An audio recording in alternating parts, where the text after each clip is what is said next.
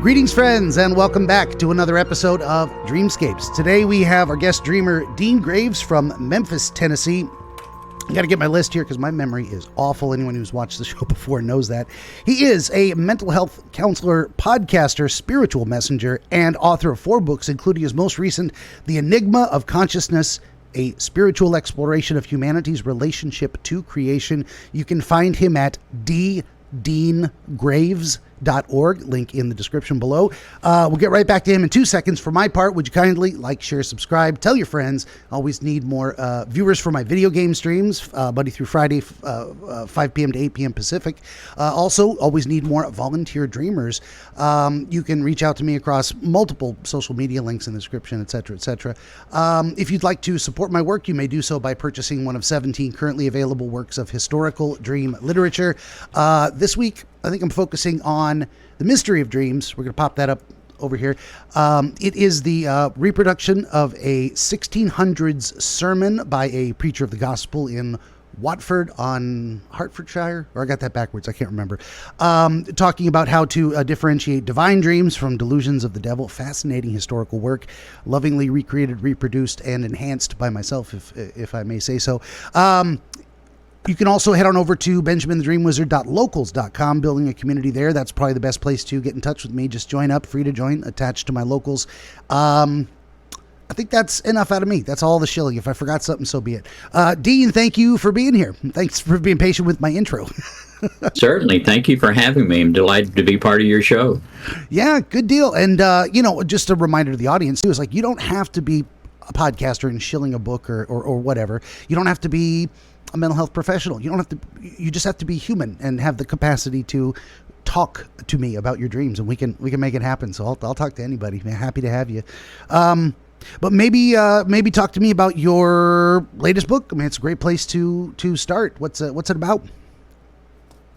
It is about consciousness, and it is about, as humans, our relationship to creation and the universe. And it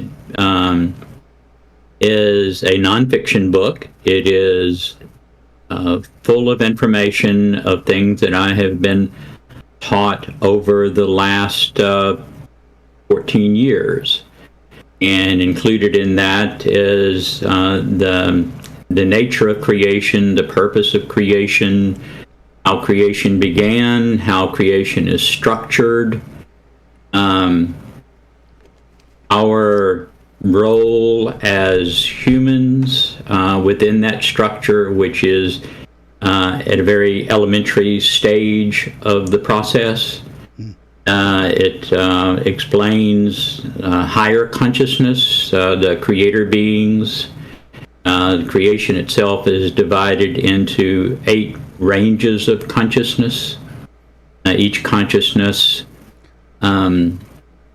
is each descending consciousness level is a fraction or a fractal of the level above, and each range of consciousness has a curriculum that, as participants in creation, we are intended to learn in order to advance to the next level. Everything that we experience is consciousness. The microphone that you're speaking into, the dreams that you talk about are experiences that we have in order to provide us with opportunities to become more aware and fulfill the curriculum of this range of consciousness. In addition to the experiences that we have on a constant, ongoing basis. The book talks that we have an archetypical mind that is a design, it's a blueprint of how we process thoughts, and it's helpful to understand that, to understand our relationship to creation, because it requires us to create a hierophant or a false identity or an ego. It's all the same thing, just different words for the same thing. And these are how we experience life. And if you understand that we simultaneously coexist in both the metaphysical world and the physical world. And that relationship I describe as being like being on a sports team. And our metaphysical self is a consciousness pattern that constantly is amended as we have experiences in our incarnational self. But when we are not incarnate, we do like a sports team. We watch videos of our last game. We study what we did right, what we did wrong. The coach guides us in how to do better in the next game, and then we reincarnate and we try to remember what it is that we're supposed to be doing in this carnation. Then the game is over and we go back to the locker room and we learn what we did right, what we did wrong, how we can improve, and so forth. The dreams are just additional experiences. They have all the same elements that the experience that we're having right now are. And understand that dreams are always presented in an environment of some sort. They always have an element of change that we interpret with emotion. And it always has one potential change, which is us that are participating in that.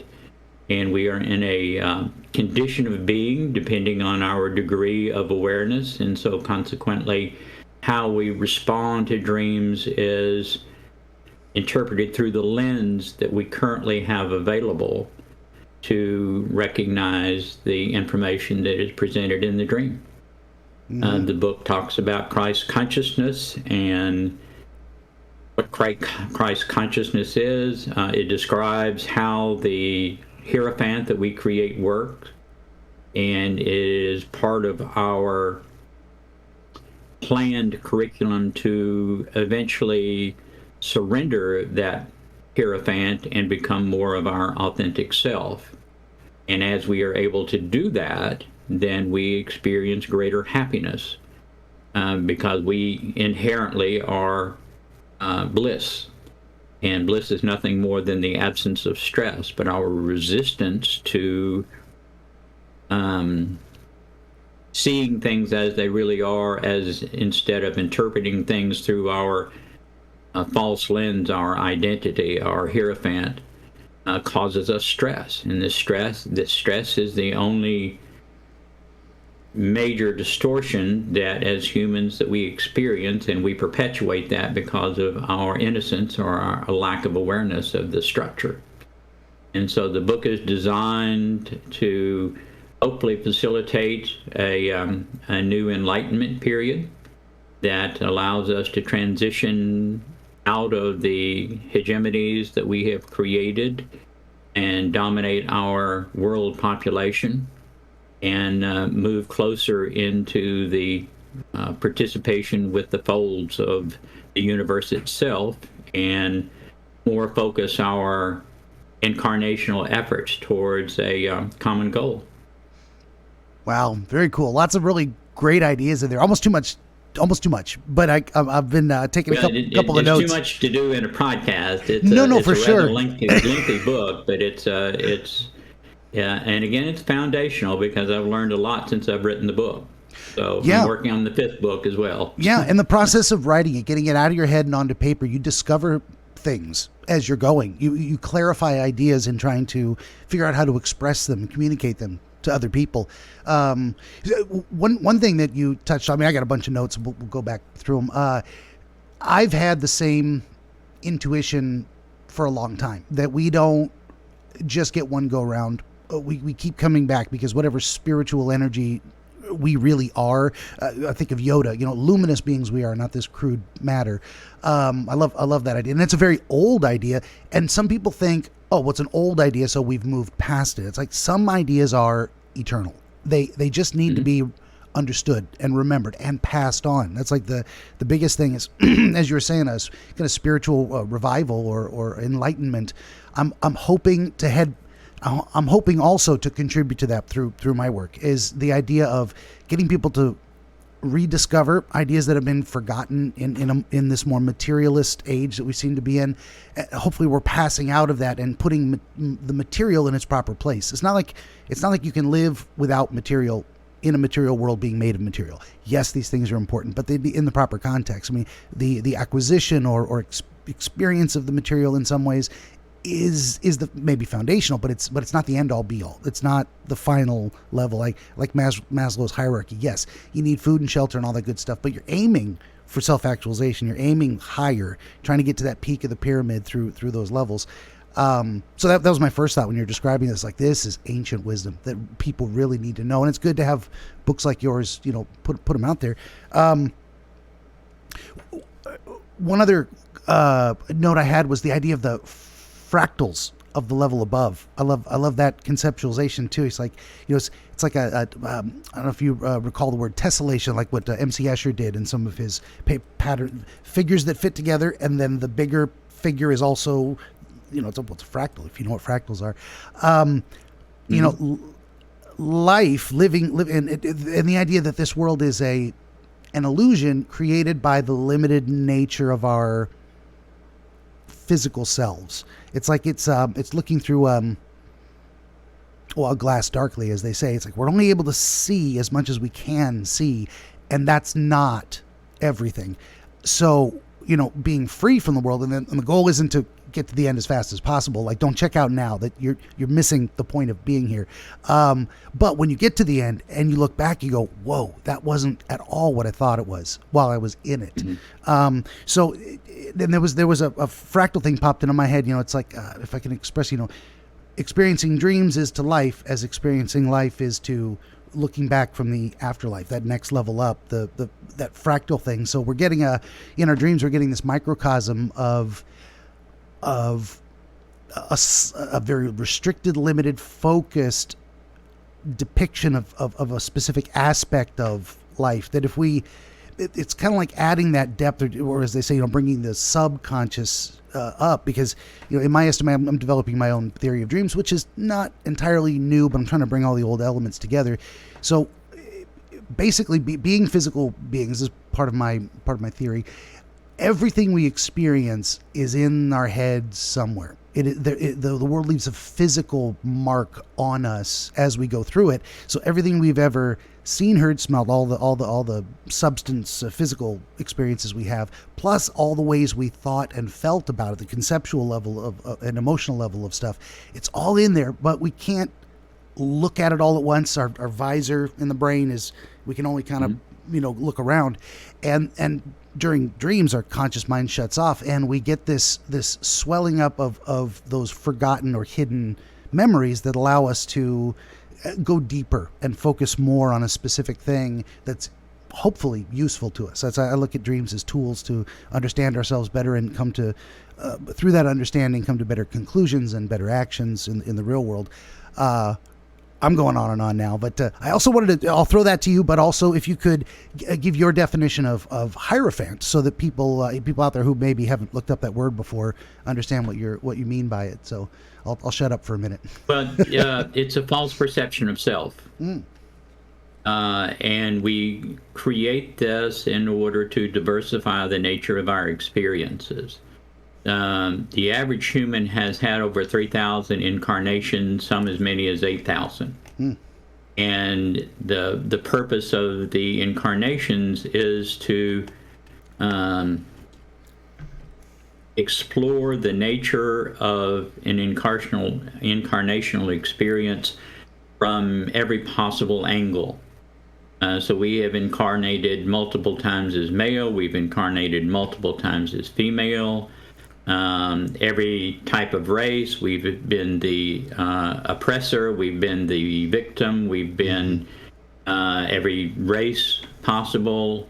Whatever combination of physical world experiences there are at this point in our evolutionary process, most everyone has enjoyed multiple incarnations from each different angle. And we learn by experiencing. We can read a book, but you don't really know it until you experience it. And from my own experience, and this is reiterated by others that do the same thing, you can learn it to a certain degree, and then you're called upon, and this occurs in the 12-step programs that are used in recovery. The first part is self-examination, and then you become the teacher.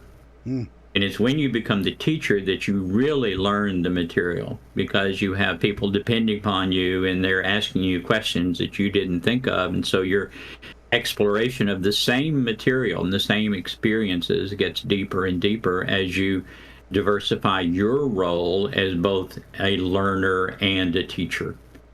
And so that is our purpose, is to explore this range of consciousness as deeply and completely as possible, and we do that as an experiencer. And so we are both the subject and the object of our enterprise through the evolutionary process. Yeah, fascinating. And so that's one element I wanted to get drilled down on, and we can, maybe we agree, maybe we don't, it's fine either way. I have the concept of the universe that there is a God. I'm not explicitly Christian or otherwise, more deist in that nature, like the God of nature, whatever made this world. Wasn't me, wasn't any human ever. There's something above that's God. But I'm not a young Earth creationist in that idea. So not being explicitly Christian, I think, although I believe the Bible has a bunch of really good, tremendous amount of truth and wisdom. I basically conceive it as God said, "Let there be light." God said, "Let there be the Big Bang." What do you think creation would look like if a God made it? Boom! Everything, everywhere, all at once. So that's my concept of that. So in that regard, it would be what was it, 350,000 ish years ago? Humans went from whatever we were to actually being kind of the modern incarnation of what it means to be human. So okay, that's one layer of that aspect in my opinion, whether we agree or not. And I'm happy to hear your comments, of course. But also the idea that I've had this intuitive understanding. I think it's most likely that we, and as you described it, and I'll explain why, but that we are all, in essence, and this is an ancient idea as well, we are all one soul. And the way I describe it is like we are fragments of the soul of God, experiencing itself in the physical world it made to understand itself better. And that we are these discrete fragments that come back over and over again. But we are, as you said, both, we will experience being both the victim and the oppressor, but I think in the same interaction is my understanding of it. Anything you do to someone, you do to yourself, because you were and are that person.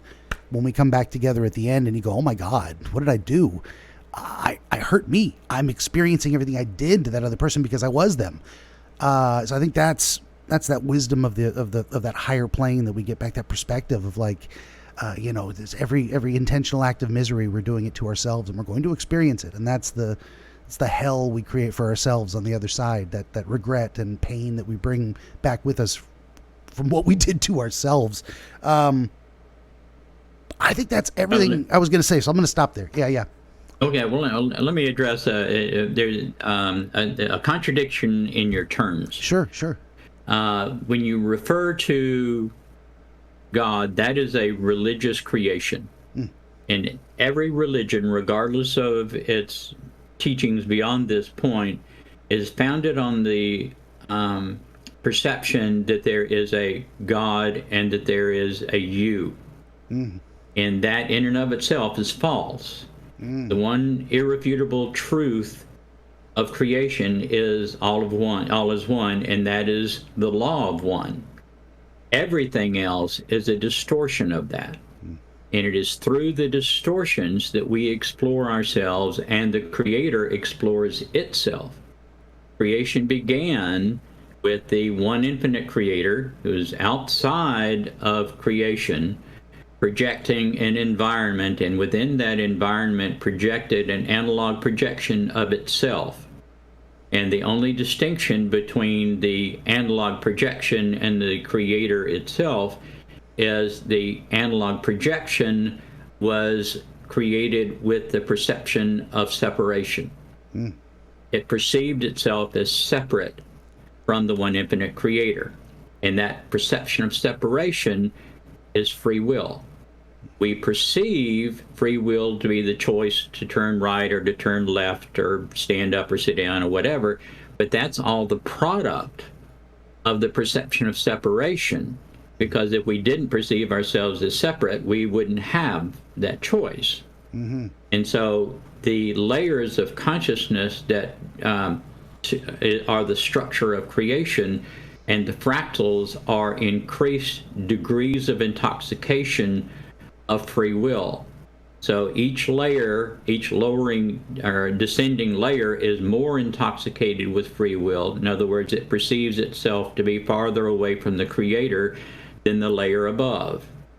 The process of evolution, which actually has nothing to do with physicality, the process of evolution is the surrendering of that perception of separation in our integration more completely with unity with the creation, which is where creation ends. And so we are very low on the scale. We perceive ourselves as autonomous beings. The next layer of consciousness, in order to graduate from that, we begin to surrender that, and our perception of an individual autonomous organism becomes part of a social memory complex. And the next layer of that is even a larger social memory complex. And we continue that process until we eventually surrender our perception of separation and reunite with the Creator. So we take with us all the learning that we enjoyed along that path.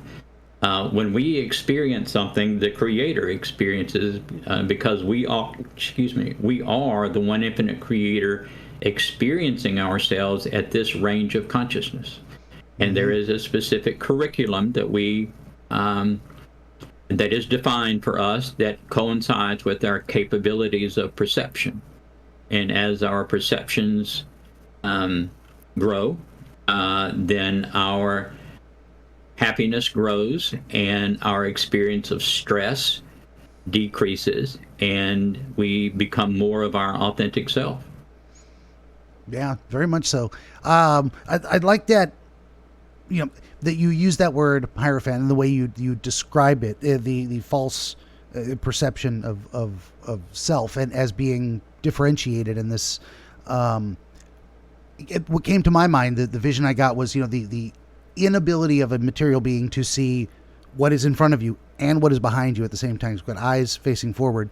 So our perception of everything is necessarily false because it's limited. And it's not false in a bad or wrong way. It's just false in it doesn't account for everything. You can't see it's a distortion. You cannot see what's behind you. Yeah.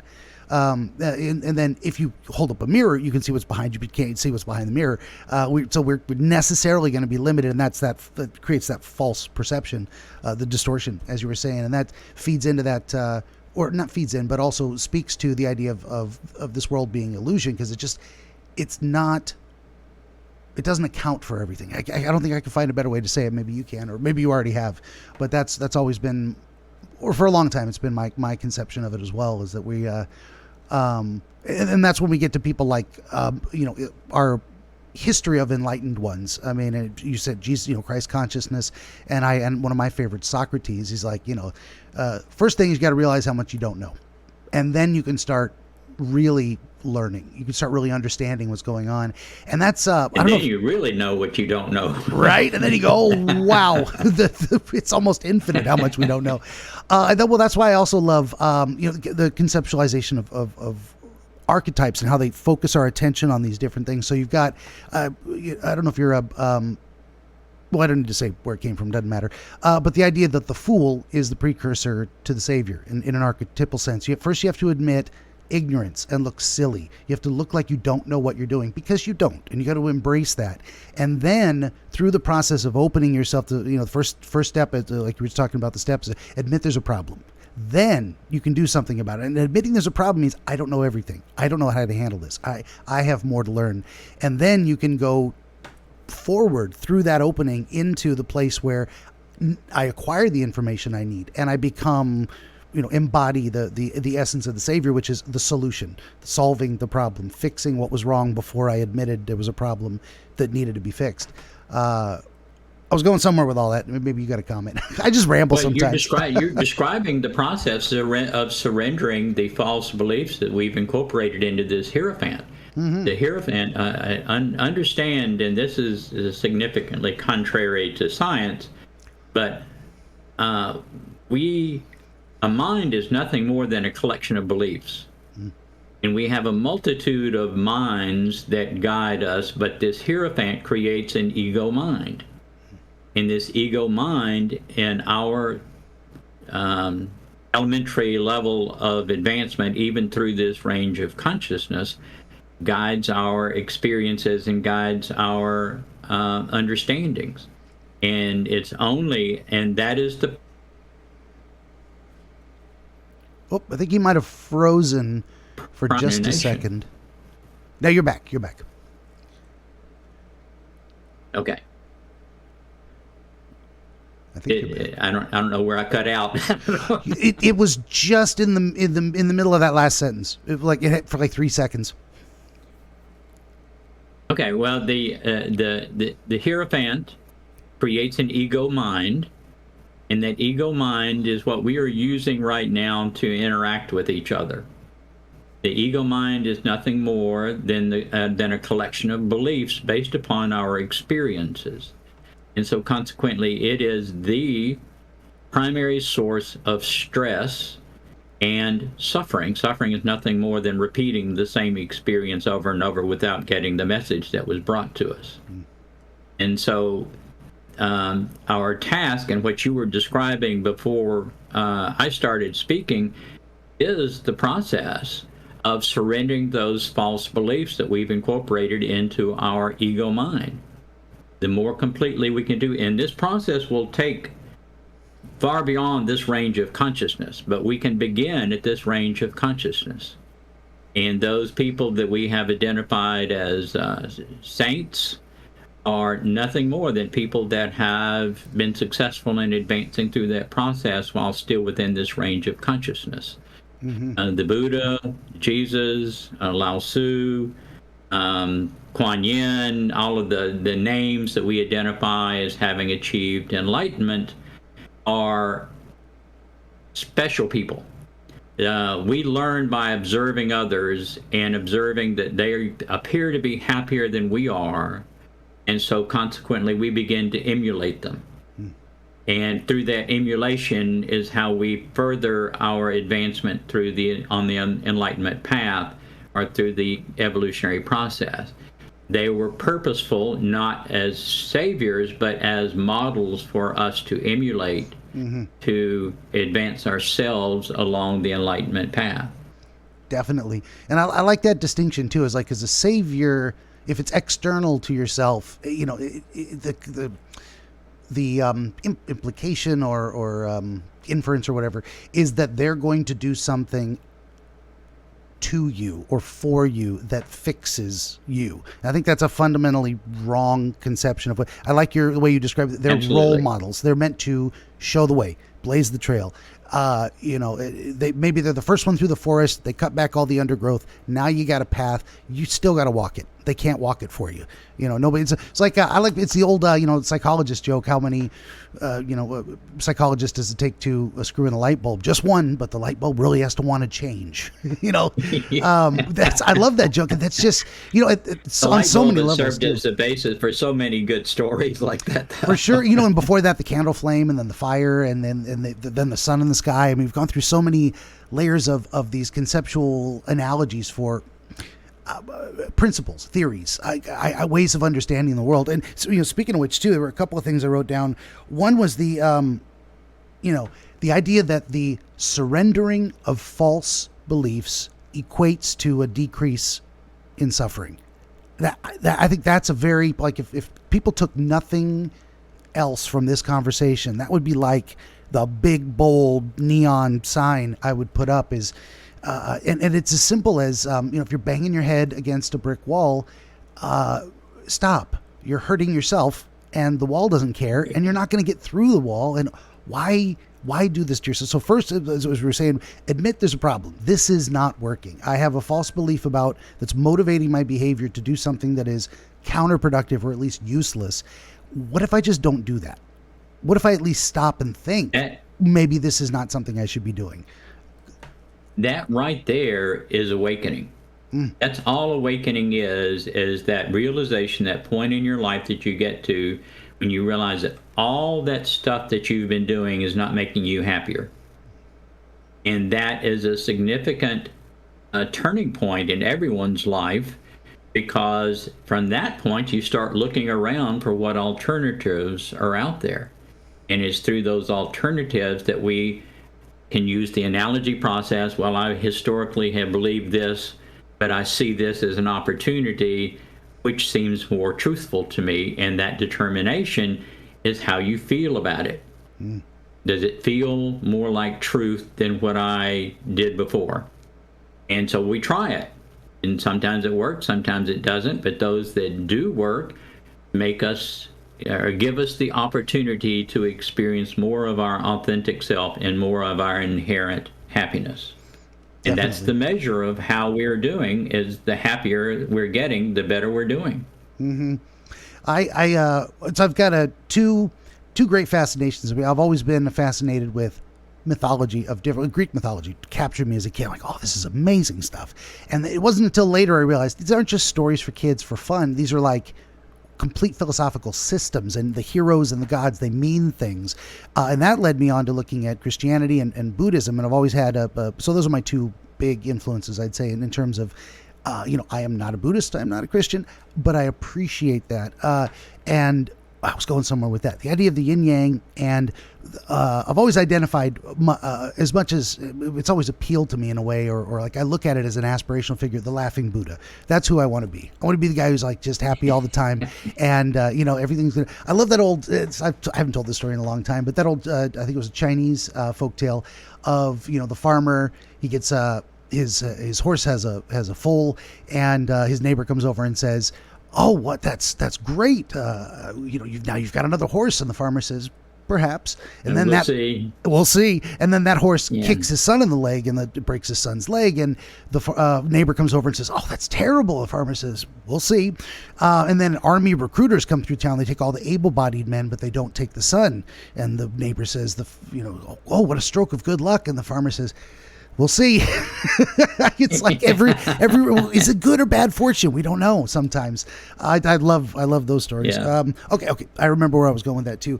So in all of this journey and looking for balance in things and the yin yangs, I consider it one of the oldest human conceptualizations for God or creator, as you would say, and knowing where to place the balance, knowing what is the proper balance. And so one thing I struggle with, and maybe this is what I'm meant to struggle with in a way, I'm not meant to have the answer, but I need to keep looking. That's the direction I've chosen to focus, is threading the needle between a kind of ego mind certainty and a kind of radical skepticism of, I can't say anything because nobody knows anything. It's impossible to know anything for sure. I don't know if you spoke to that, threading that needle in your most recent book, or if you're working on it for the next one. But like, what advice do we give people beyond opening their mind to the principles, like application? Sometimes I struggle with, like, what do you do in a given situation? I'm sure you've struggled with that as I have in speaking with, say, clients who are like, "Doc, I don't know what to do." I mean, they don't call me doc, but somebody did once. I'm not a doctor. I am not a doctor. Do not take medical advice from me. But, and a lot of times I just default to, well, what's working or what's not working, like a utilitarian perspective for it. How do you feel about it? But like when it comes down to some things, or it's like they're genuinely confused. They don't know how to feel about it. They don't know what they should do. They don't know what the moral choice is. There's a lot of layers on this, but distilling it down, threading the needle between kind of a ego mind certainty of advice giving and a radical skepticism of, I can't tell you, I don't know, who am I to say? I don't think you can do either one in total. It's got to be a mixture of the both. There's a path forward in there that, I mean, maybe you don't know any more than I do. I'll stop right there. Well, I don't know that I know, but Yeah. I know that at this range of consciousness, we don't get proof. Everything that we experience is in thought. There's nothing that we can experience that doesn't come to us in thought. And that is purposeful. The design is that we will interpret our experiences according to what feels right at the time, and that what feels right at the time is indicative of where we are in the process. And this hierophant that we create, you can divide into 3 segments. The elementary segment that we all essentially begin in requires immediate gratification. And that immediate gratification is a constant reinforcement of the authenticity of our false perception of self, our ego. And those individuals that are narcissistic, that become narcissistic, that become sociopaths and psychopaths, are doing nothing more than promoting the authenticity of their identity in seeking other immediate gratification to the detriment of those that are around them. So they're getting more of what they want, but they're choosing. One of the primary choices that we have to make during this range of consciousness is to decide whether we are going to polarize service to self or service to others. Those polarizing service to self will enhance that ego. They will enhance that hierophant, that perception of self. And they will become sociopaths, psychopaths. Narcissist is a spectrum, as you probably know. But that spectrum leads into the psychopathic and sociopathic behaviors. That will extend far beyond this range of consciousness. And that is considered the indirect path in returning to the Creator, because they will go through billions of years enhancing that hierophant and becoming totally isolated, because everyone becomes a competitor for what they're receiving, the energy that they're receiving from their behavior. And so consequently, they reach a point where you can't go any further. You can't be in unity and be separate at the same time. And it literally is a brick wall. And so they will hit that brick wall, stay there for a long period of time, continue to seek immediate gratification. But eventually, they have to give that up. And it's just like the kid that dropped out of school. You got to go back and you have to learn the material of following the service to others path. What we have been describing heretofore has been the service to others path, which is what the overwhelming majority of everyone in creation follows, and that is the surrendering of that perception of separation and eventual, with incremental greater unity and eventually total reunification with the Creator. Creation begins and ends at the same place, and there's only one way to get there. But you can meander throughout other alternatives for long periods of time. And that's entirely up to the individual. The only thing that perpetuates that hierophant is fear. If we're not who we think we are, then who the hell am I? And that is what controls most of our experiences in this life. If I'm not this person that I have created, this hierophant, then who am I? And there's a void there. And if because you can't see the other side until you start giving it up. And that's why the Buddha said, come see. Just come experiment. Come see for yourself. And it is by doing that that we evolve along the service to others and reunification with the Creator path. The experiences along the way are immutable for everyone, regardless of what your historical experiences are. When you reach a certain area, a certain range of consciousness, and consciousness essentially will behave the same as every other consciousness at that range of at that level of consciousness. So people that demonstrate the things you were alluding to, morality and ethics and integrity, those things that we value on an a priori basis, appear naturally as we advance along the enlightenment path and heal ourselves of false perceptions of self. And that only increases as we evolve to higher ranges of consciousness. Yeah. So if we were to, burp right in the mic. If I was to try and distill that too for my own takeaway, it would probably be threading the needle is a matter of being open to the question itself. Like if I'm looking for where's the middle ground between certainty and, ego mind certainty and radical skepticism of everything, it would just be being open to learning, open to questioning. Vulnerability. Yeah, I like that. With yourself, not with anything outside of you, but with yourself. As you allow yourself to be vulnerable with yourself, that requires ever deeper honesty with yourself. Mm-hmm. And we seek intimacy, but erroneously we seek intimacy outside of ourselves. The only intimacy that we can really experience is that intimacy with ourselves, where we are aware of and comfortable with all aspects of ourselves and all of those hidden compartmentalized behaviors that we like to describe in the mental health industry become open. And we can look at those and put them out on the table and say, yes, that was me, and I learned from that, this, that, and the other, that it's no longer me because I put it into perspective and it's gone. Mm-hmm. Yeah. This, and you mentioned something that I wanted to get back around to as well, is like the title of your book, The Enigma of Consciousnness. We haven't really talked about what consciousness is, defined it, or described it in any specific way. I mean, I would just throw out there as opening a door to talking about that, is that in a way, like, even though we're the, say, psychological professionals, we're supposed to understand the mind, the psyche, the soul, or whatever, so far as that goes, we have no idea. All we know is that we seem to experience something we call consciousness. We have thoughts that occur in our mind, and we don't know where they come from very often. What is inspiration? What is this spontaneous generation? I mean, I'm mystified by it, and I think of it as we're talking about the Maslow's hierarchy, but just the pyramid as a symbol. We've got a very ancient. I think it's attributed to Masonic, but I think it's older than that. It goes when the Egyptians had the idea too of the sun Ra, the sun god above the peak of the pyramid, and there's a gap there, and so you've got this say a pyramid of knowledge, all the things you can understand and through experience, and then there's a gap. And then there's the sun, the light, the flame of inspiration, the light bulb that turns on. And what I consider to be magic, how I conceptualize that, is whatever happens in that gap, the flame doesn't touch the pyramid. The flame is not the peak of the pyramid, it's above it.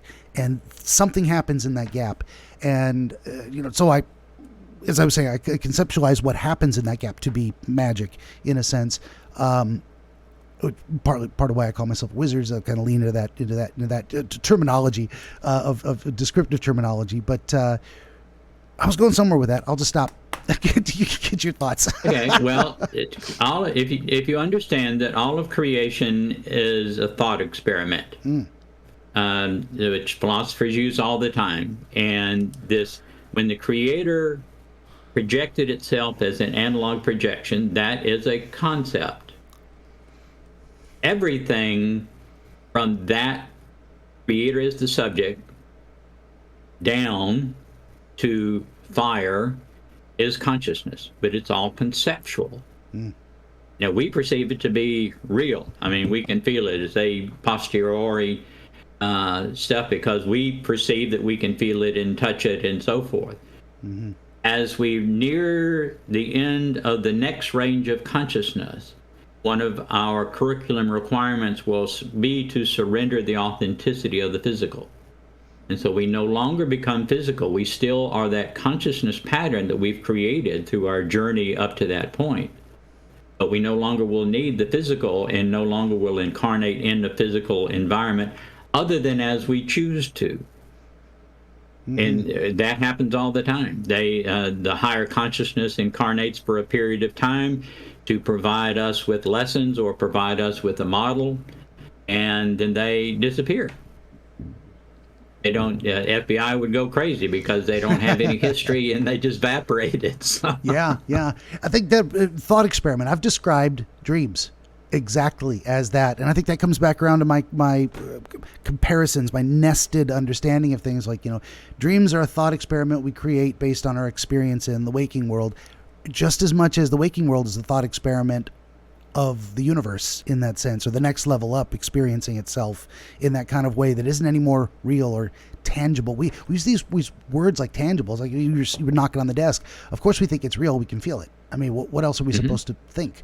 But then we also, I think it's a very, you were talking about different stages we go through as well. And I think the stages we go through in life of being, ignorant, needful bundle of desires as a child. I mean, we can't experience it. I'm hungry, I'm in pain, I cry, and then we move further and further away from that, going, well,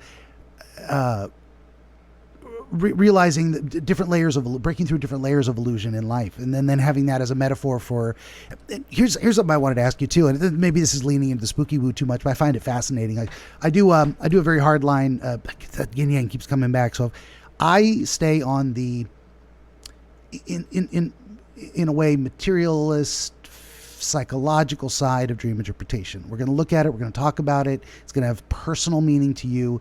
I don't get into the spooky woo because I can't differentiate it. So if you came to me and said, Ben, I had a dream about the future, I think this is going to happen, I couldn't tell you if that is a prophetic dream or not until it either happens or it doesn't.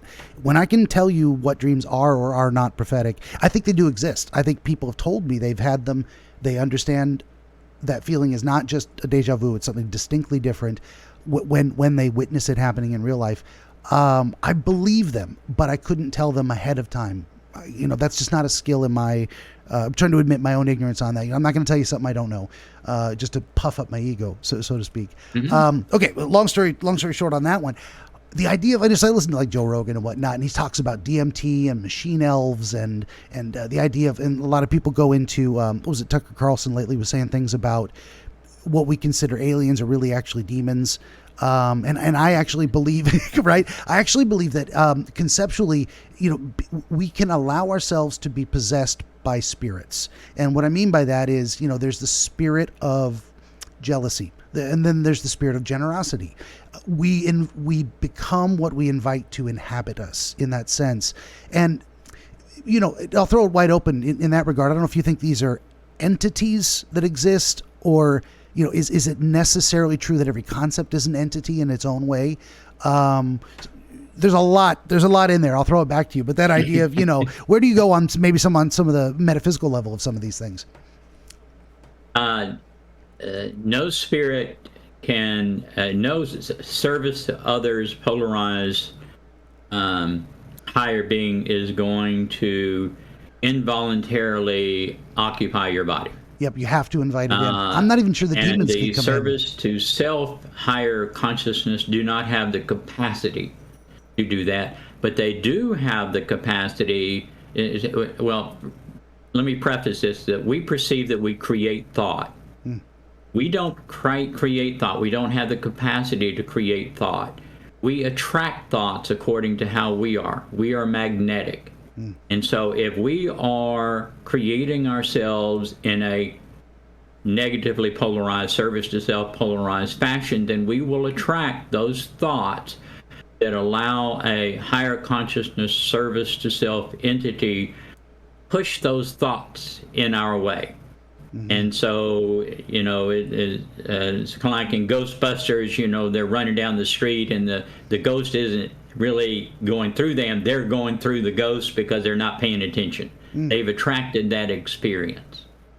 And so what we perceive to be demons, religious folks like to refer to demons as, well, the devil made me do that, is nothing more than they have opened themselves to that opportunity, and a service to self individual has put that thought, in which we can't distinguish our thoughts from other thoughts for the most part. We can, that's part of becoming mindful, is recognizing your thoughts, controlling your thoughts. That's the whole basis of CBT, is becoming aware of your thoughts. But people attract their thoughts, and so if they're fearful by nature, if they have that thought in their hierophant that they are demons, then they're probably going to see demons because they've attracted that thought. But they're not authentic, and all you have to do is say, wait a minute, that's not my thought. Dismiss that, replace it with a thought that's more pleasing. And it's that simple. Hollywood wouldn't like that idea because they make so much money off of demons, but Yeah, that's a fascinating thing. And then we get into let's say someone clipped this show and they did, 10, 15 seconds, a minute of us talking about this stuff and go, these people are crazy. We're talking about, metaphorical things that are metaphorically true. It's like, I don't think you can draw a pentagram and sprinkle some sulfur and poof, a physical corporeal entity comes forth and says, I'll serve you, that kind of thing. It's like, but on these level, this conceptual level of things, I think it's absolutely true. So we become what we put our energy into, what we resonate with, what we put out there and attract to us. We are magnetic. Yeah. We attract absolutely. The nature of our experiences. And I love the I think it's the word is etymology. I would get etymology and etiology confused. The study of the history of a thing and then the cause of a thing, which I'm also fascinated. The term, this is a complete tangent. The term science was from the word, science or science, meaning the cause of something. Like so what does the scientist do? They investigate causes. What made this happen? How does this work? Complete tangent. Coming back, but the etymology of the word demon, and it actually goes back to Socrates, or perhaps before, but he called it, in the Greek conception or whatever, it was daimon. It was the inner voice, the idea of whatever that thought is. They conceived of it as muses giving inspiration to historians and artists and different things. Where does inspiration come? Why draw this and not that? Why paint this brush stroke instead of another? That they understood these forces as being external to ourselves, and the whole process of enlightenment to them was praying to the right gods. In a sense, it was focusing your energy in the right direction, seeking the right motivation towards a given end. Was going somewhere with all that. Just the idea of daimon became demon, and we thought of being possessed by demons. I think I've seen it lately in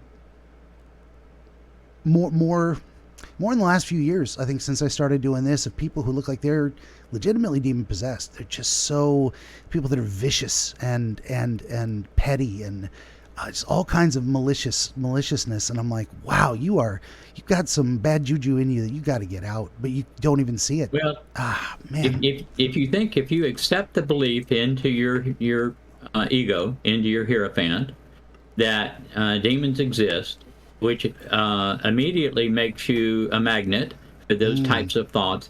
Every possible thought that we can think it's in creation, it's there, it's just waiting for us to attract it.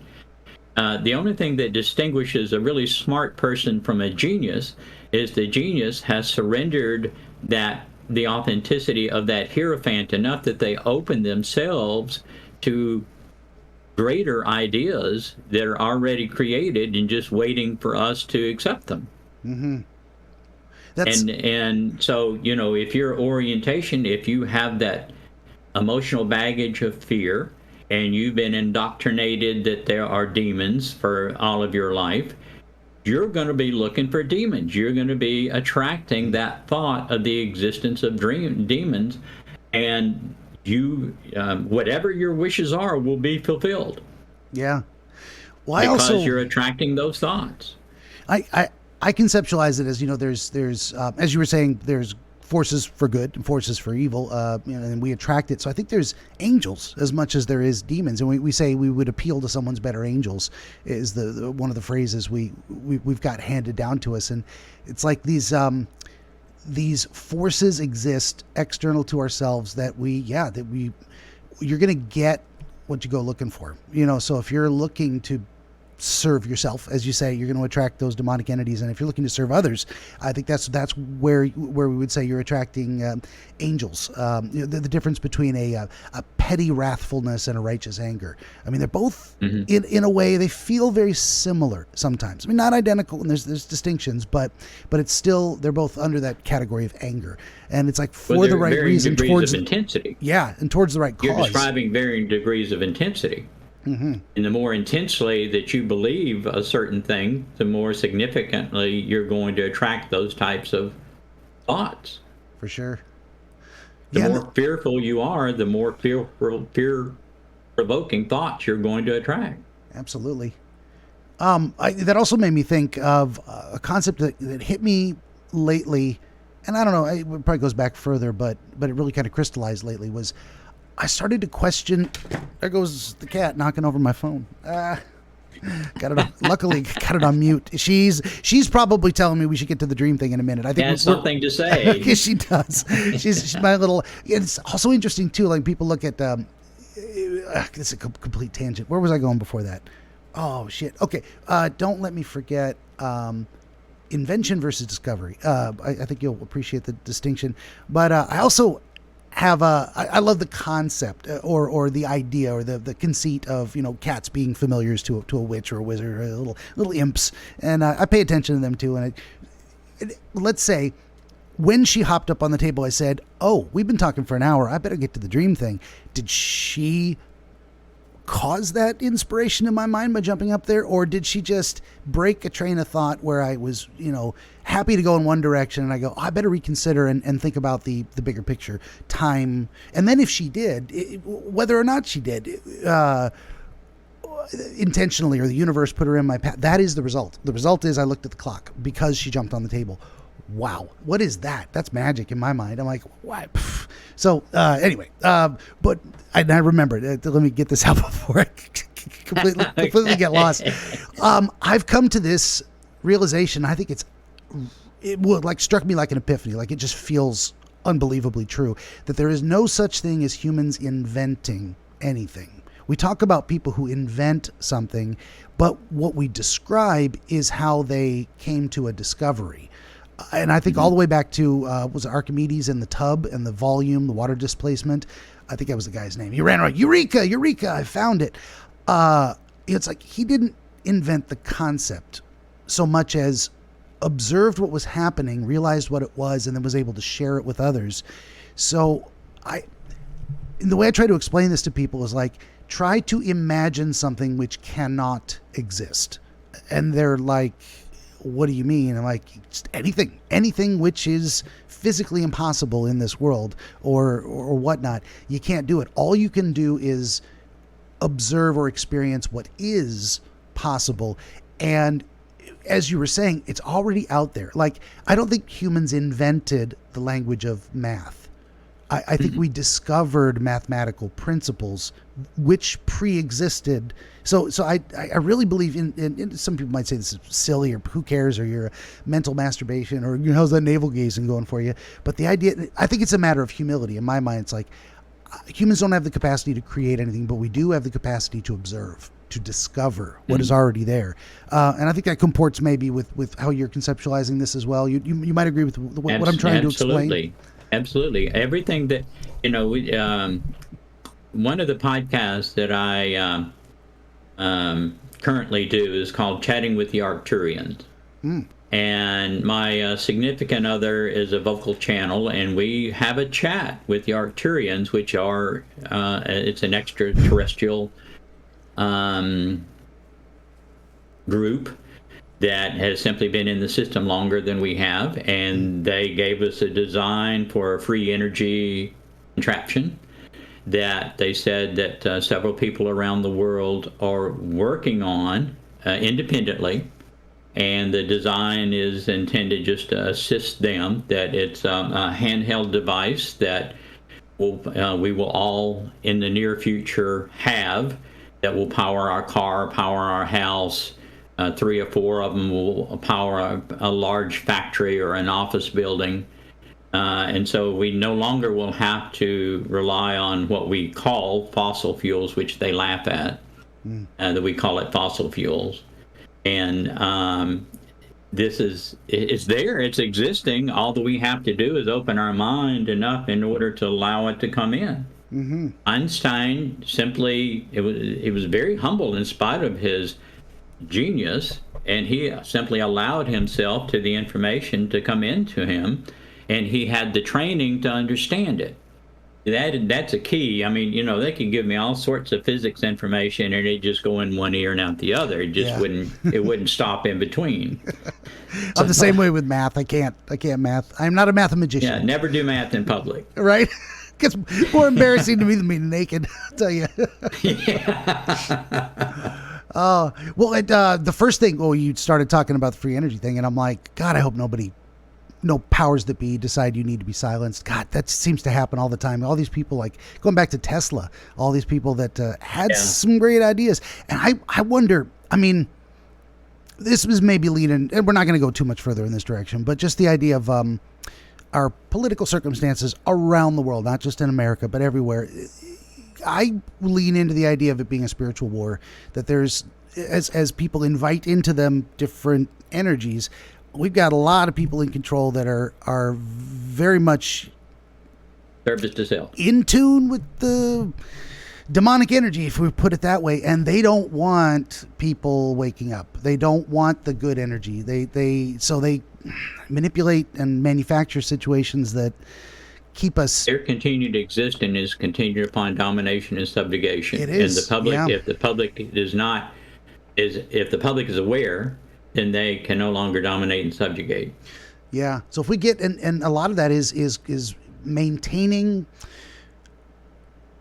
material suffering in a way that, this is why, basically my explanation, my offered suggestion for why there would be such, why would anyone not want free energy? Well, the people that want you to suffer, the people that want to, I would imagine these intelligences or demons or spiritual entities on this higher plane that are taking, as you say, the wrong path, and very much invested in their ego and whatnot. They will cease to exist if the world moves over towards the awakening side. I mean, it's like they're fighting for their own survival to maintain. They are. Yeah, to maintain. Yeah. And you can't blame them in that regard, but you do have to kill them. We do. And, this is not a call to do any violence in the real world. This is purely a spiritual war. No. We got to kill the demonic energy and just get it out of there. And that's what I'm working towards, I hope, in my small way, in my little way with dreams, individually. If I can help people realize that, number one, dreams can be useful and can serve a purpose towards moving you in that direction of better self-understanding, of shedding yourself of suffering, of inviting in more better angels to move you in the right direction. So that's the objective of all the books that I've written, everything that I'm doing, our conversation now, that's my objective, is to provide the information to people that they can know the truth and assume responsibility for their own progression through the evolutionary process. Yeah. Very cool. Well, I think we could probably talk about this for another hour, but I think both of us probably have more things to do today. I got to get a haircut at some point. This is, it's out of control. We're gonna trim it up a little bit. But if you're call yourself a wizard, you got to have the beard and the hair. Got to do it. It's like a witch having a hat or a cat perched on her shoulder or something like that, or stirring a cauldron. Well. Having seen you for the first time, I'm disappointed you didn't have a wizard's hat on. I have one. You might be able to. Oh, you can't see it. I do have one. It doesn't fit very well, and it kind of blocks half my face. I do have the wizard hat. I've thought about doing that, offering people should it hat on or off. Your call. If they think it's silly, I won't wear it. But I just for the record. I have the hat. I have a staff too, because I'm heading towards being an old man. Okay, well, let's do this. I'm gonna make a note of the time, and we're gonna see if I can be of some benefit to you in this regard today. What do we got? Move over, Kitty. 103:30, and we're starting off here. Okay, so this is the part where we do the dream thing. First step for me is shut up and listen. Our friend Dean's gonna tell us his dream, and then we're gonna talk about it and see if we can make sense. So I'm ready when you are. Benjamin the Dream Wizard wants to help you pierce the veil of night and shine the light of understanding upon the mystery of dreams. Every episode of his Dreamscapes program features real dreamers gifted with rare insight into their nocturnal visions. New Dreamscapes episodes appear every week on YouTube, Rumble, Odyssey, and other video hosting platforms, as well as free audiobooks exploring the psychological principles which inform our dream experience, and much, much more. To join the wizard as a guest, reach out across more than a dozen social media platforms and through the contact page at benjaminthedreamwizard.com. where you will also find the Wizard's growing catalog of historical dream literature available on Amazon, documenting the wisdom and wonder of exploration into the world of dreams over the past 2,000 years. That's Benjamin the Dream Wizard on YouTube and at benjaminthedreamwizard.com.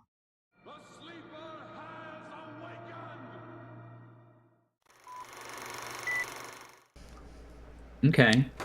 Well, I have dreams, some of which I remember and some of which I don't. The ones that I remember are usually profound. In other words, they'll wake me up in the middle of the night. And I make it a point to get up and I literally type the dream out. That it's that memorable and that detailed. And this particular dream occurred a long time ago, about 20 years ago, but it was foundational. And the dream began, and the environment was an outdoor setting. It was at night. It was outside of a modest house that had no significance. It had no significance to me, but it was surrounded by large bushes, well trimmed, well maintained shrubbery all around the house, and there were 2 to 3 dozen men, of which I was one, and we were all dressed in old-fashioned day coats with the tails, but not formal wear. And we all had top hats, and I presume from that it was supposed to be a period piece. But we had an instructor, and the instructor was teaching us how to play this game. And the game, very simply, was similar like tag, but we all had a ball of electricity. The ball that we had did not hurt us, but when we came in contact with someone else's ball, it stung. It didn't hurt us, it just stung. And we were taught to evade the other people's hitting us with their ball of electricity. When they hit us, then we were out, and if you threw your ball to get someone out, you got your ball back, and then you would continue on with the game until you were hit, and then you would be out of the game. And I proved to be I was a novice, as was everyone else, and I proved to be very efficient at the game, was winning a large number of the games. And then we began to learn to fly in the course of this. And at first it was very almost floating. We weren't really flying. There wasn't any control or propulsion to it. And we would float as part of our efforts to evade being hit with other people throwing their balls of electricity at us. And that progressed for some period of time, and we all gained proficiency in our flying skills and learned how to propel ourselves. I became very proficient at that and became the object of virtually everyone trying to get me out. But I was able, for the most part, to evade their attacks with their balls of energy, until the culmination of the dream was I was evading everyone's attacks with their balls of electricity, and I was going faster and faster and faster to avoid being, and they all threw their balls at once, and there was this wall of electric balls that were coming towards me, and I knew that if they all hit me, that it would kill me. And so I was in distress, and then the thought occurred to me, just make yourself break up into minute pieces, and which I did. And when I did that, the balls just went through me, and then the dream was over. but I wasn't dead. I just avoided the balls of concrete of electricity that were passing through me. My emotion in the dream, initially it was fun. We were having fun when we were beginning to fly, and the intensity of the game increased, and there was a certain degree of anxiety over being hit with the balls. But as the dream neared its end, there was just blatant fear as I was speeding faster and faster to try to avoid these balls. And then as soon as I dissolved into the infinite number of pieces, all the emotion was gone, and I was just joyful. Okay. That is fascinating. And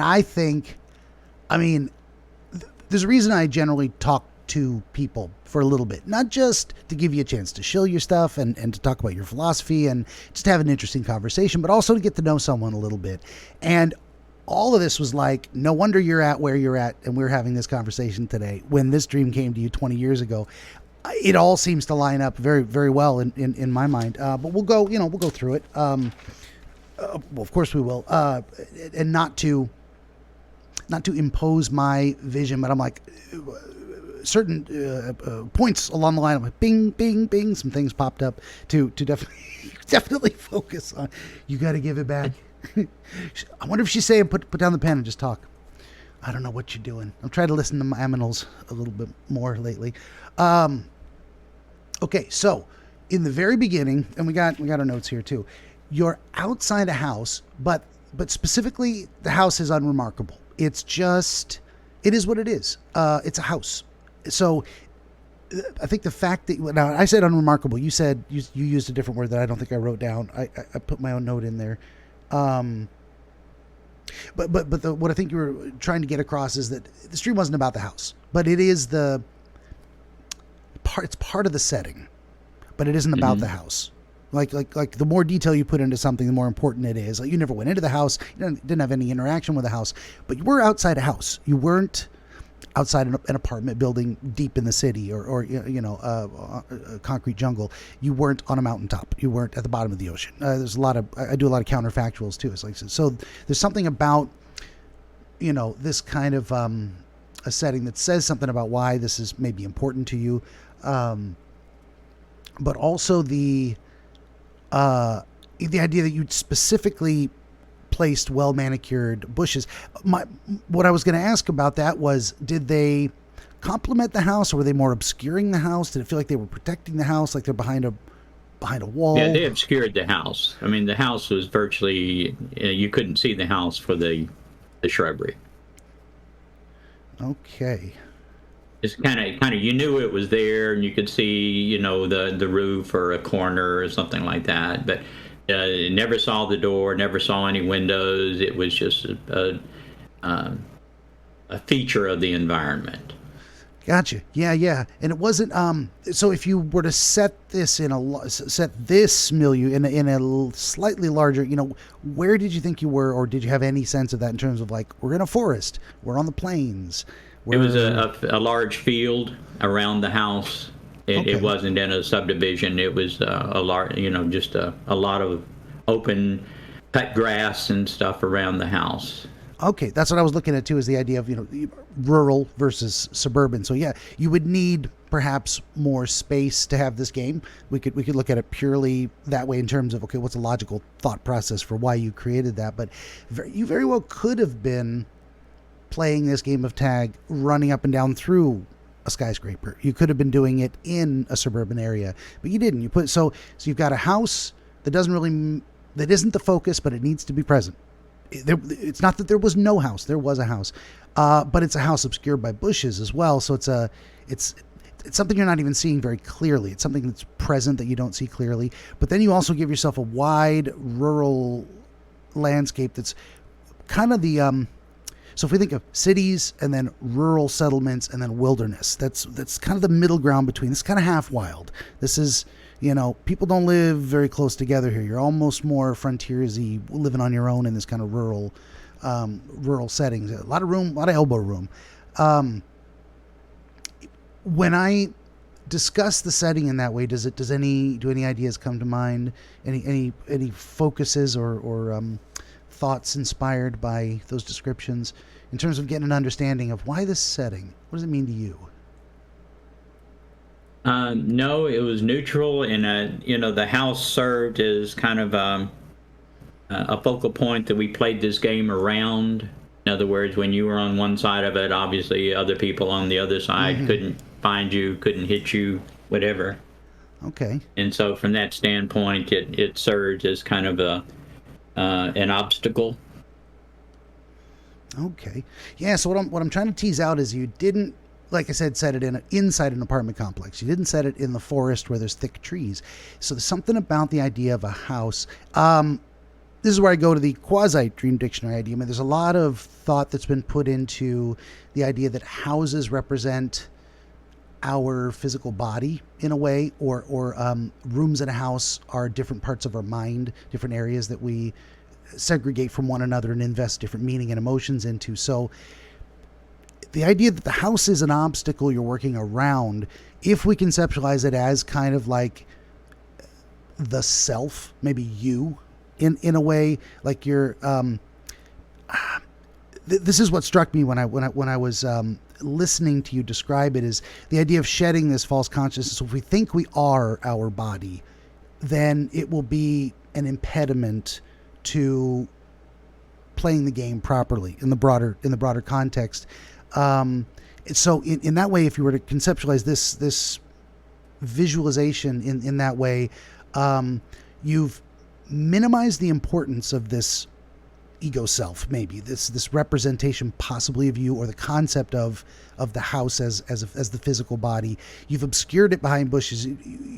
You can't see it clearly and don't need to see it clearly. It's kind of nondescript, it's unremarkable, but it is present. And then it's also an obstacle in the game, which can be used to your benefit, to hide behind, or as a block to the throwing of a ball to a target you're trying to hit. So there's it's like a factor that has to be accounted for more than it is the reason for being here. If I say it that way, does that feel right, or is there? Feel free to say no. That's completely way off. I'm not invested in being correct. Well, there wasn't. I didn't feel any attachment to the house. I don't even know that it was my house. It was just house. there.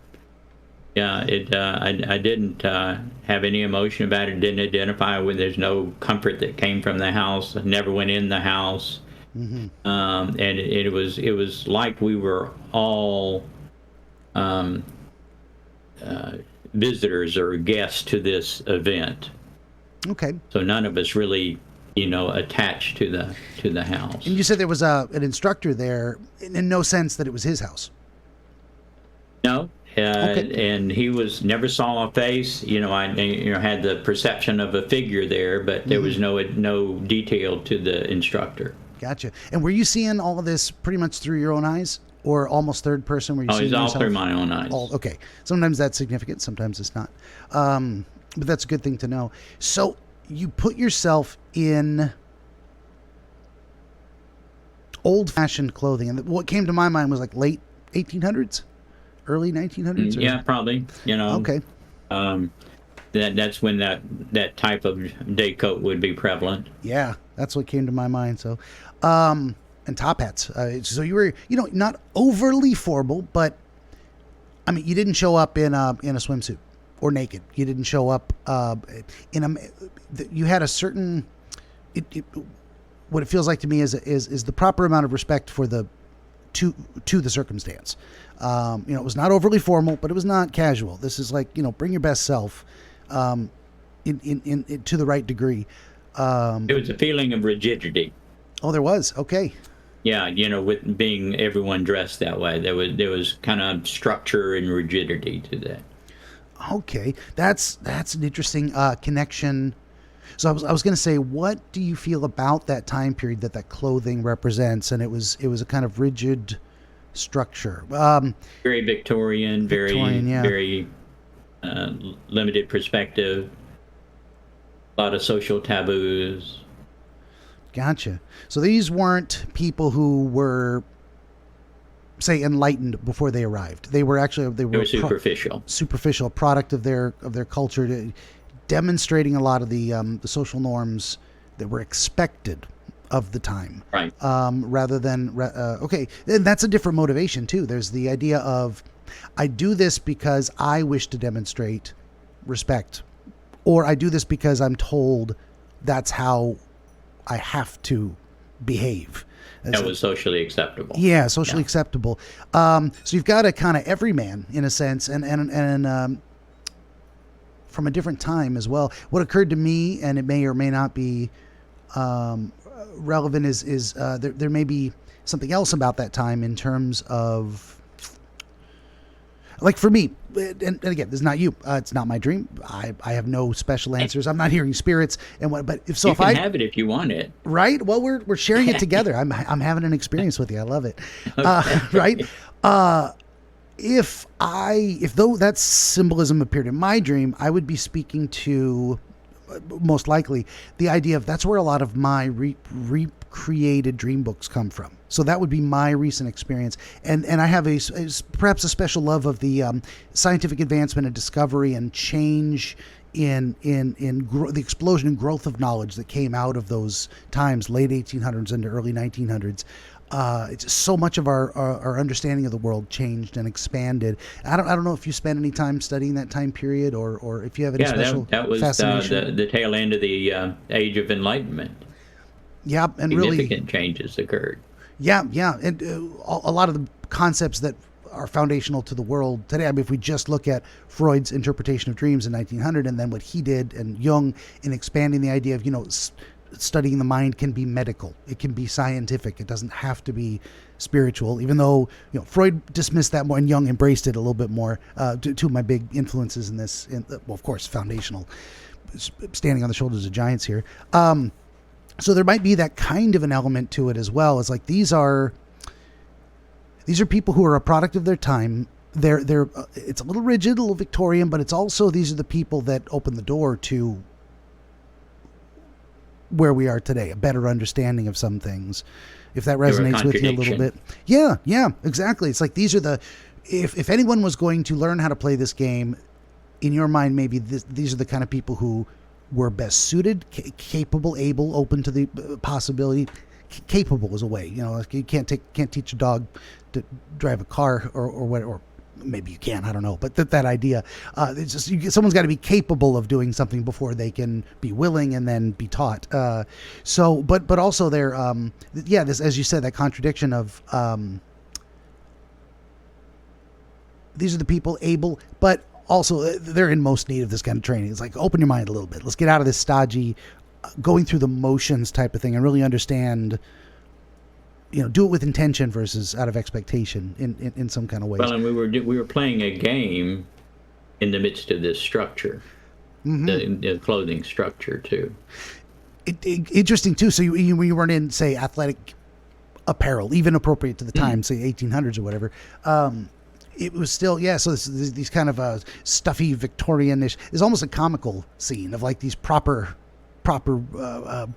What is it? Reserved? What's the word? Repressed? Almost a repressed kind of people, like being taught to, hey, loosen up, play a game. This is a game. Right. That's the funny thing. I love that the idea of it's okay. So it's a game. It's serious, but also have fun with it. It's you want to win. You want to learn how to play it well, but winning isn't the goal. But winning is, how do I describe that? It's like the idea of winning is how you demonstrate you understand and have learned the game to the best of your ability, and better than others, perhaps, is can you do that demonstration in a way, even if it's something as simple as, how many numbers of pi can you memorize?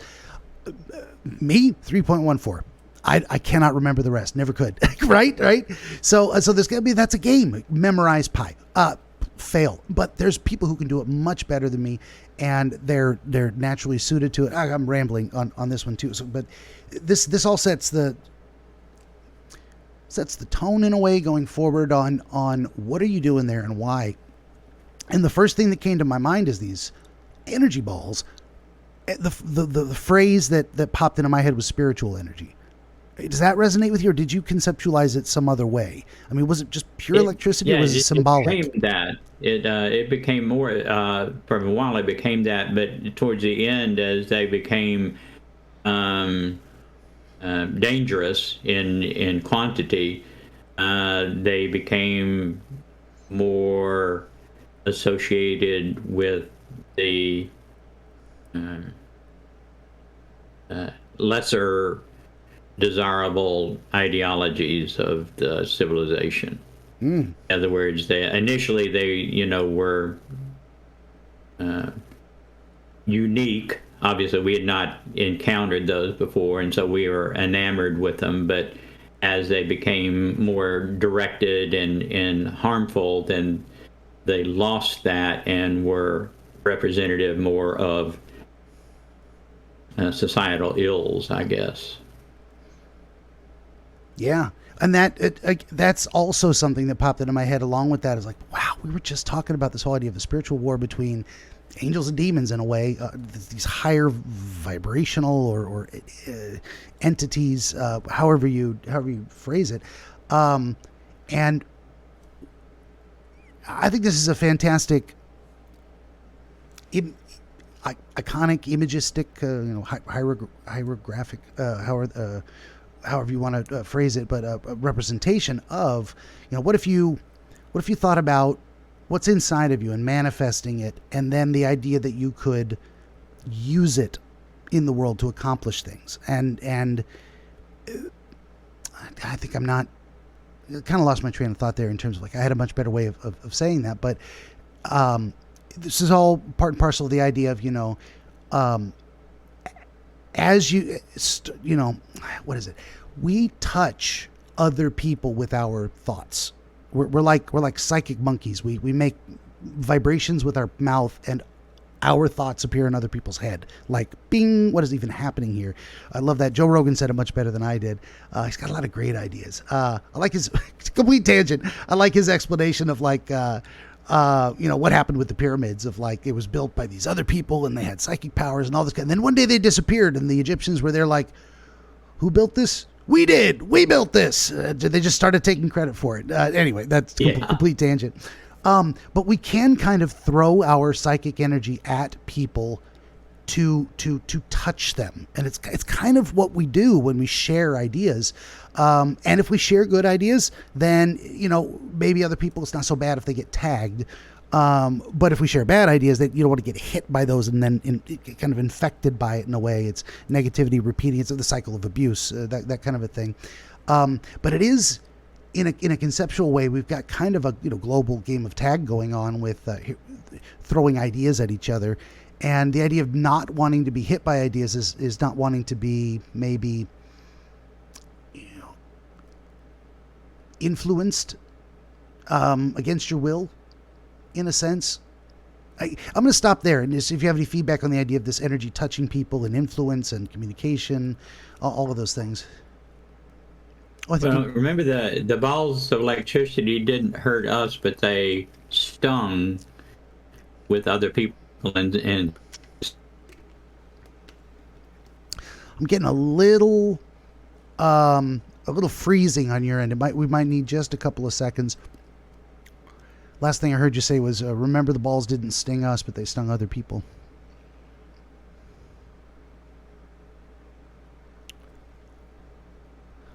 I should make a note. Kitty. What time was this? 1:27.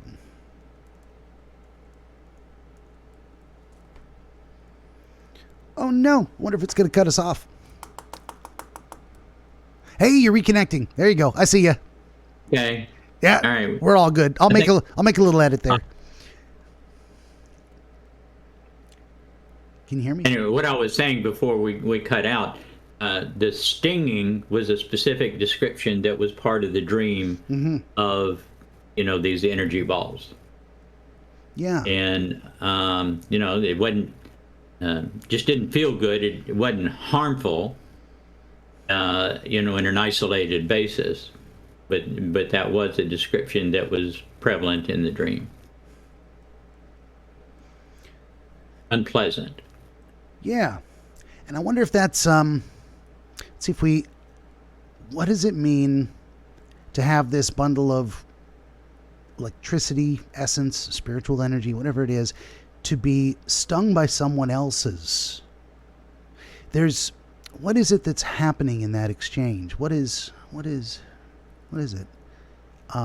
But when you got hit, then you were out of that game. Okay. The thought just occurred to me that you weren't playing with other people, that these were all you, competing ideas within you, winnowing out. Because what is a game where there's only one king of the mountain? In a way, it's a defeating all the other contenders. And if we think of that as ideas, it's kind of what we do when we're rolling through possibilities at looking for the truth. I don't know if that resonates with you in any way. And the other players, as I think about it, as I recall it, were all faceless. Mm. And it was at night, but there was enough ambient light, that we could see to do this, and certainly the light from the energy balls, gave us some immediate perspective. But I don't recall any of the other players having any facial definition. Yeah, and that can be significant or not, depending. Like all things,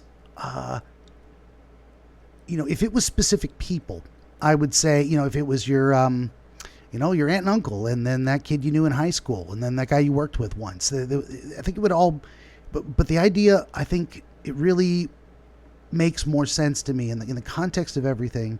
And again, I'm not the end all be all. I'm not hearing the voice of spirit. You tell me if I'm wrong. That there's a reason they're faceless, and that it's not that it represents different aspects of yourself necessarily, but there's a process going on, a winnowing, a narrowing, a focusing, and sometimes we're at war with ourselves. We're not sure what to believe, and sometimes we're afraid of the truth.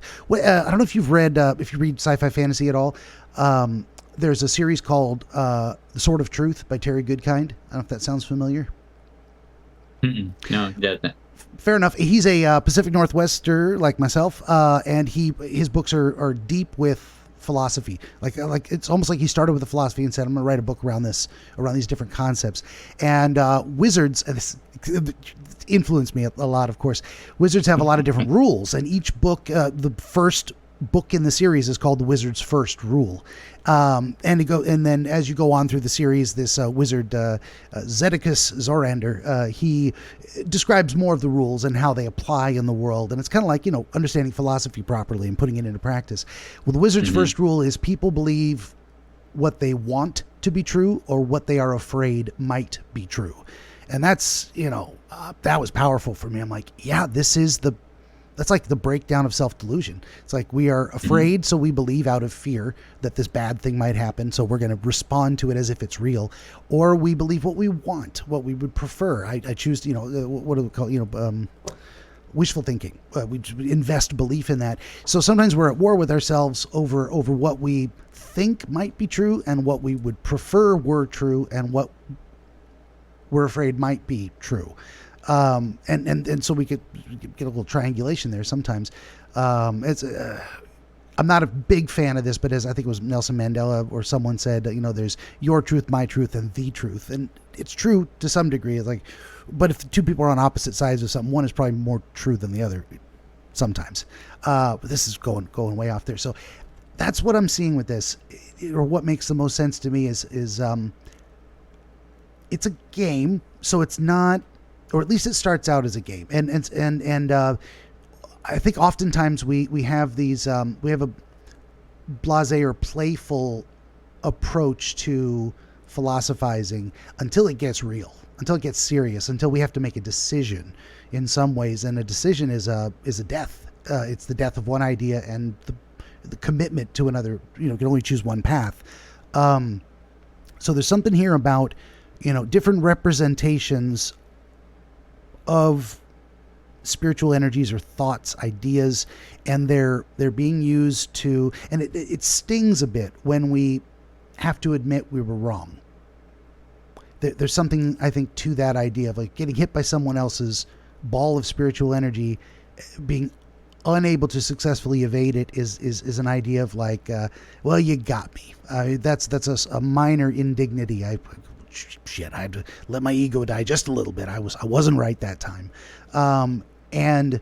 But if you get far enough down the road towards building an argument, and maybe there's something you wish were true and you're afraid it's not going to come true, or you're afraid might be true and you're desperately trying to avoid it, there's more of the threat of death, the death of an idea, the ego death of a certainty in a certain belief that is being threatened by these stings. The game gets real in a way. And I'm going to stop there for just a second and get your feedback on all of those thoughts that just run around my head. But I'm thinking how the dream felt as my proficiency grew and I became more the target of more of the other players. Then the game transitioned from a playful game to a much more serious game, and concluded with the ultimate seriousness. Yeah. So this. Go ahead. And I interpret dreams according to the feelings that you feel as you go through the experiences of the dream, because the dream is just another experience. Mm-hmm. And so there's great learning to be had in dreams as there are in our day-to-day experiences. But and kind of playing on what we were talking about before we started talking about the dream, my process has been a perpetual surrendering of old beliefs that have been societally dominant. You know, we don't create our own beliefs, we absorb, we get it by osmosis. Mm-hmm. And surrendering those to allow space for greater truths. Mm-hmm. And so, you know, that rings from that standpoint that, you know, obviously these balls of energy are symbolic, and they were, you know, sporadic, and I was good at avoiding them while the game was still a game. But as it got more serious and I became more the target of the other players, then the seriousness of the game transformed to not so playful. Yeah. And that your explanation rings true from that standpoint of my surrendering of these false beliefs that created my identity and transformed my perception of self in order to have the willingness and the openness to absorb this new information, and to be able to accept it as truth because it feels right. That I historically would have been a much like most people, and on an individual one-to-one basis probably rejected them because they so contradicted the institutional beliefs that we are all programmed with. Mm-hmm. Yeah, and then and that's one, say, a layer of analysis, and I think there's another that I think may be equally true or also true at the same time. So if we follow that line, if we were to, in a way, make it a one-to-one and correlation of you sorting through your own beliefs to get to a place, you know, the more you refine a single idea, the more it becomes under attack from competing urges and desires within you. So these could be, as I was saying, other aspects of yourself that are like maybe not happy with you following that path because it means they disappear. You got to give up one thing to attain another. And it's very interesting that at the very end of it, the more and more and more you came under attack, that suddenly all the opposing forces gang up and throw one big massive attack. And you're like, in order to survive this, I have to fully become that idea of the surrender. And lose my corporeal form into this whoosh, split into a million pieces that the balls pass right through.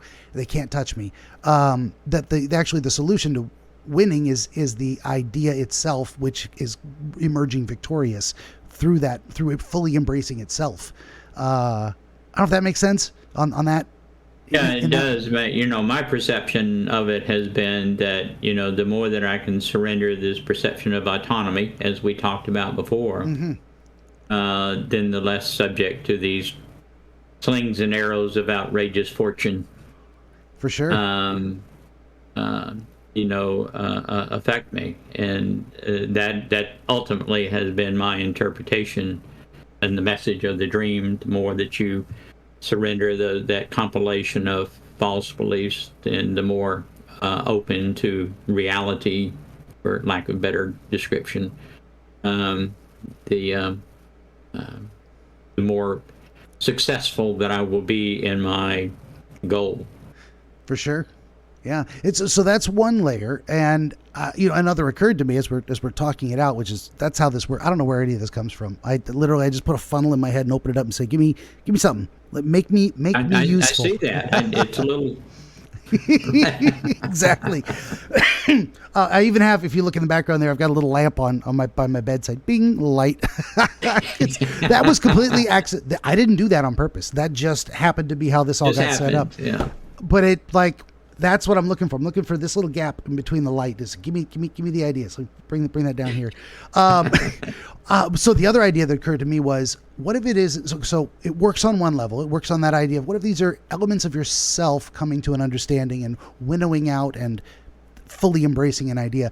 But I think it also works on the idea of, you are in a world with other people. They have their own spiritual energies, and they're going to throw them at you in a way of like, here, believe what I say, do things my way, allow my ego self to dominate how you behave or influence your understanding. And in the beginning, as we, we're younger and we approach philosophy and the search for truth and all this, it feels like a big game. It feels like I'm going to know stuff and I'm going to be important and I'm going to, all this. We don't understand the seriousness of it, but as it goes along, you realize it's not a game. It's not just silly fun time to tag out to defeat other bad ideas, to have your understanding prevail at the end of it. And so there's also the element of the flight. I mean, it all starts very serious, and that's another level too. It's like, a very physical representation of, you're stuck in at one level of understanding and ability until you transcend to the point, you're on a 2D plane, we're running around playing tag, and then suddenly something fundamentally different. Now you can move in 3 dimensions. Something has opened up in you where there's a new ability for and we got to get to a certain point in our study of the world, ourselves, great ideas that have come before, where things start to click and we go, whoa, I understand something I never knew before. And that's where you get the vertical element, in my estimation, is, three-dimensional. Yeah, it becomes so much more than what at first I thought I could see, and then I didn't. Then I realized how blind I was. So yeah, and then the game gets real. Then the game becomes more earnest. Then you're playing with the big boys in a way. Now you're subject to attack in a more threatening way that isn't just a game of words. This is a game of souls and a game of thrones in that way of like whose ideas are going to be ultimately authoritative in a way. Whose truth will prevail in a sense, even if it isn't more fulfilling. What's that? More fulfilling. Yeah, absolutely too. So it's and this may have been a moment in your life too where you're realizing, if I follow this path that I'm on, I'm going to come under fire and I'm going to be attacked by forces external to myself that each have their own motivations, but they're trying to have their ideas be the one that everyone believes. And if I make myself enough of a target, if I'm good enough at this game, then it's going to get real, and I'm going to, at some point, I'll be under such attack that the only escape will be to become the embodiment or lack of embodiment of the idea I'm trying to show. The secret to winning is the very idea that forms the basis of the reason I want to win. I'm going to stop there. That's now I'm mangling my words. Any thoughts on all that? What happened? I ceased playing the game, not by quitting the game, or just I was transcending the game. Yeah. Transcendence is a good way. It's like your ball of spiritual energy, personal to you, would be, if we're conceptualizing it as this, these are your ideas, your truth, the one you're trying to communicate to other people, the one you want to prevail, is this idea of embracing the illusion of the world, in letting go of the material form as something paramount. It's subsuming the physical to the idea itself. So you've got all these other ideas or spiritual energies coming at you in a big mass, and they're gonna hit. The only way to win is to become that embodiment of that no form, and you show yourself a representation of transcend the form. Transcending the form. Yeah.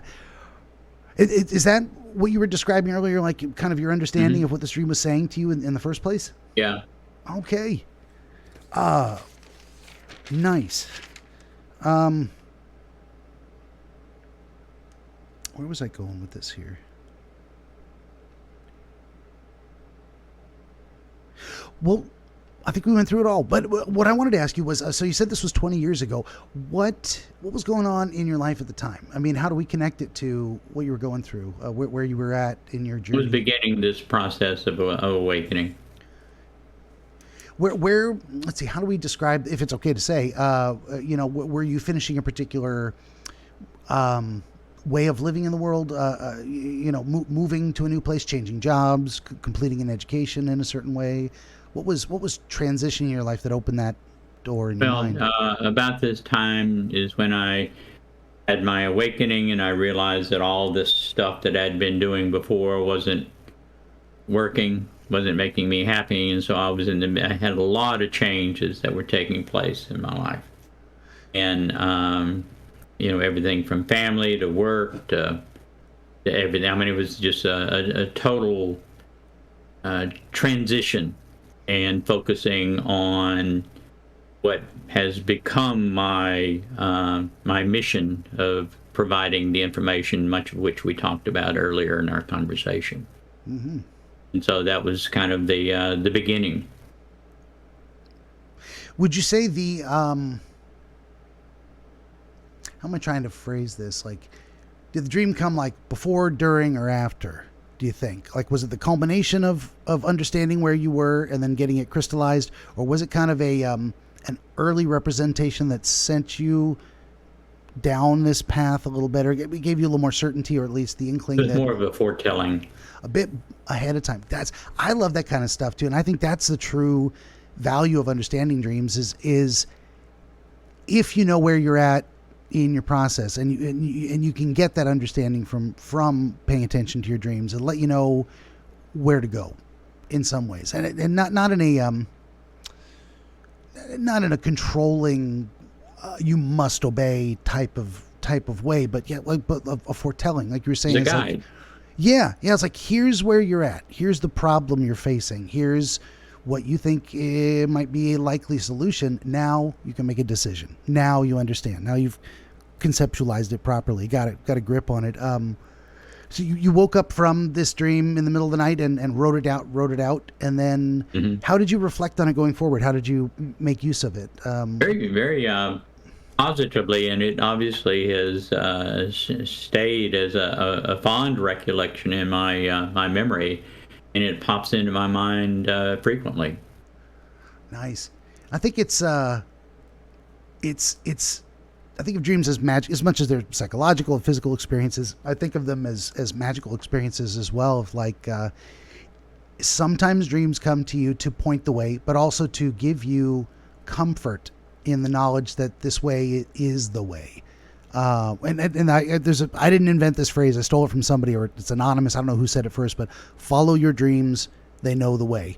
And again, I wasn't saying that, or I don't say it in a compulsory manner, but like they're going to show you opportunities, possibilities, at the very least, and then you get to choose. Becoming aware allows choice in that regard. So they know the way. They're not telling you got to follow the way, but they're going to show you ways if you pay attention. So it's nice to have these experiences that come to you and say, here's what you think or believe or feel. Here's what appears to be the truth. Now you can take comfort in following that path and saying, I had the feeling that was the right thing to do, and now I understand why a lot better. I don't know if that's kind of also your conception. Yeah, it is. I mean, you can continue to sit on the tack and let it hurt and just get used to it, or you can right. lean forward a little bit and remove the tack. Yeah, exactly. Stop banging your head on that brick wall, huh? That's right. The only thing I did not address, and there's always so many different elements, I can never get them all quite. But the idea that it was at night,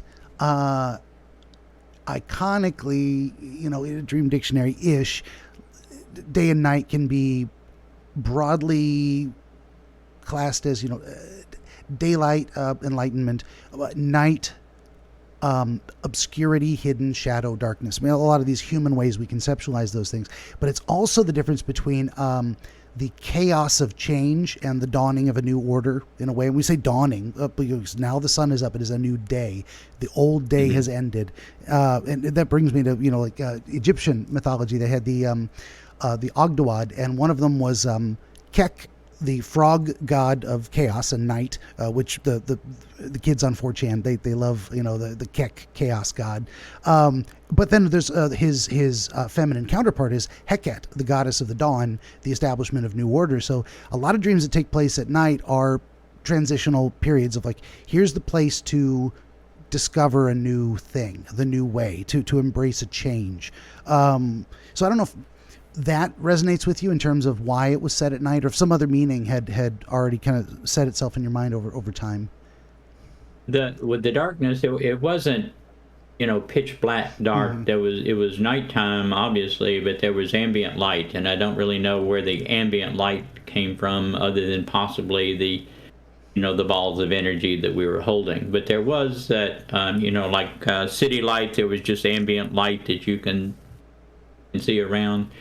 And I took that to be more of the darkness of the innocence, of the lack of knowing of the environment that we're in. Well, sure. That's another good reason. Yeah. This is why I don't go, strictly on my own inspiration or on Dream Dictionary stuff, is because that's a great way to conceptualize it too, is like innocence. The fool being the precursor to the savior thing we were talking about earlier, of like, you don't have to see everything clearly. It's okay to not understand, or it's okay to not see everything clearly at first. That's the process of discovery, is going in blind, going in to a dark room and then feeling your way out, slowly shedding light on what is there. That's why we use those metaphors, Anyway, that was my thought too. I just wanted to touch on that. Were there any other elements that you thought we didn't discuss that might be fascinating to get an alternative opinion on, or you think we covered things pretty well? I think we covered it. Nothing else comes to mind. Okay. Nothing else, was remarkable in my memory about the dream, other than what we've talked about. Fair enough. Good deal. Well, I just like to give people that one last opportunity to say, hey, wait, Ben, what about this? What do you think about that? Yes. That's how things go 4.5 hours sometimes. Like, any other questions? Yes. Okay, well, if it's good with you, we'll wrap it up, end the show, and say our goodbyes. Very good. Thank you. I'm delighted to be part of your show. I've enjoyed it tremendously. Very much. Okay, well, then the last thing to do is all the shilling, of course. I'm going to say, once again, this has been our guest dreamer, Dean Graves from Memphis, Tennessee. He is a mental health counselor, podcaster, spiritual messenger, and author of 4 books, including his most recent, The Enigma of Consciousness, a spiritual exploration of humanity's relationship to creation. You can find him at deangraves.org, and that link will be in the description below. For my part, would you kindly like, share, subscribe, tell your friends? Always need more volunteer dreamers, viewers for the video game streams, Monday through Friday, 5 to 8 p.m. Pacific. I have 17 currently available works of historical dream literature. Book 2 in the series, The Mystery of Dreams. Well, it's right there. Have a look at it. We're gonna move on. Also, if you would head on over to BenjaminTheDreamWizard.locals.com, building a community there. It's attached to my Rumble account, free to join. You can give me money or not. That's up to you. Doesn't bother me a bit, but it's a great place to reach out to me if you would like to be a guest. And last thing to say is, Dean, thank you for making the time to talk with me today. I appreciate it. Thank you very much. It's been a tremendous experience. All right. Very grateful. Thank you. I'm grateful you showed up. And to everybody out there, thank you for listening.